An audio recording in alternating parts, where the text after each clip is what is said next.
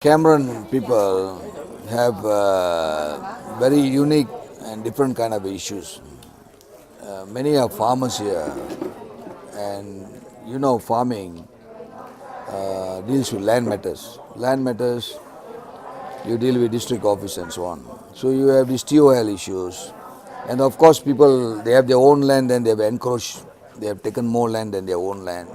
Then you have this enforcement coming in and stopping them.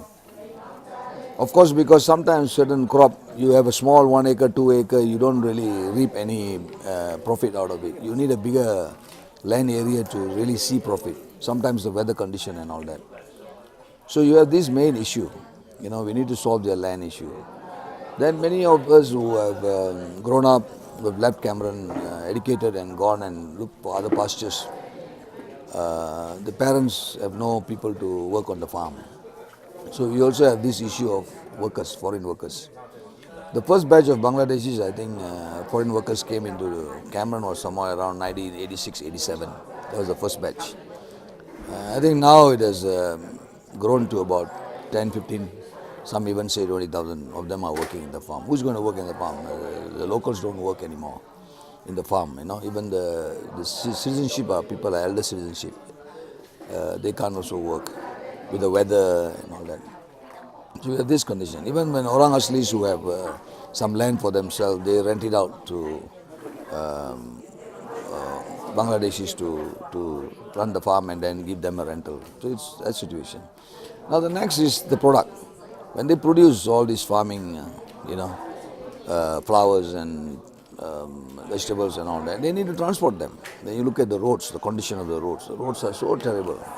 Because heavy use of the roads. They need to transport the product very fast, and then you have the traffic jam. Traffic jam caused by not only the local movements, also by the tourists. The enormous amount of tourists coming to Cameron Highlands. The weather is so nice. Temperature has now gone down. It is 16 at night. It even goes down to 13. So it's a beautiful temperature. People like to come and feel the cold. Holidays, Saturday, Sundays, Friday, Saturday, Sundays, public holidays, school holidays, any festival holidays, the place is packed.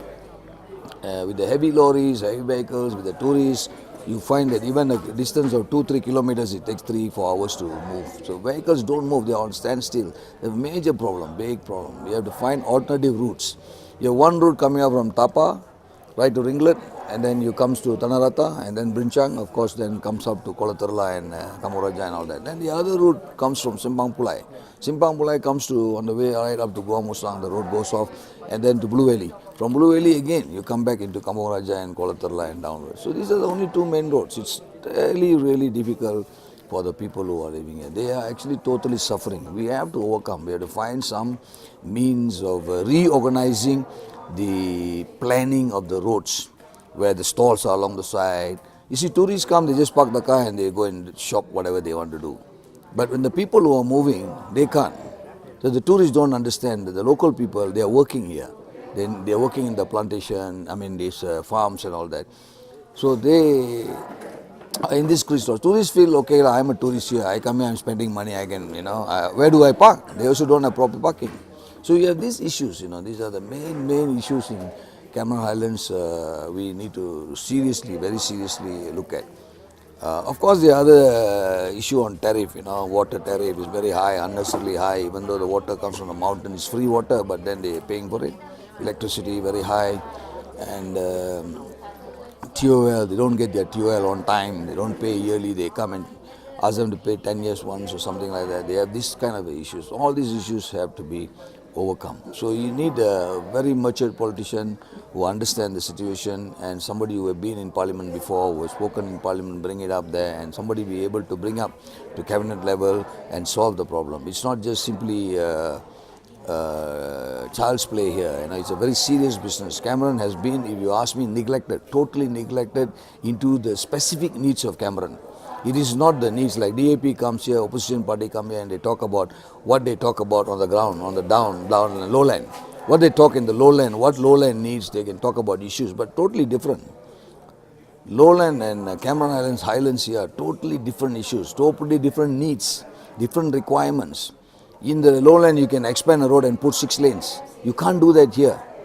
You can find parking space anytime. You can put a building anytime and a structure anytime. Here, no. Environment issue. So many other issues down there. Flooding, now the new phenomenon here, flooding, which is not, when we used to be kids and children at that time, we don't really hear about floods. Today we hear floods very heavily. My father used to work in the dam in Ringlet. We never heard about flood before. Today you get floods in the dam. You'll be shocked to see the difference, the environment. So we need to do a lot of things in Cameron with the help of the people, with the help of the local people, with someone local representing them. You can't bring an outsider and tell them to work with the local to represent them and to do things in Cameron Highlands. I don't think that they'll accept. You need someone who can understand.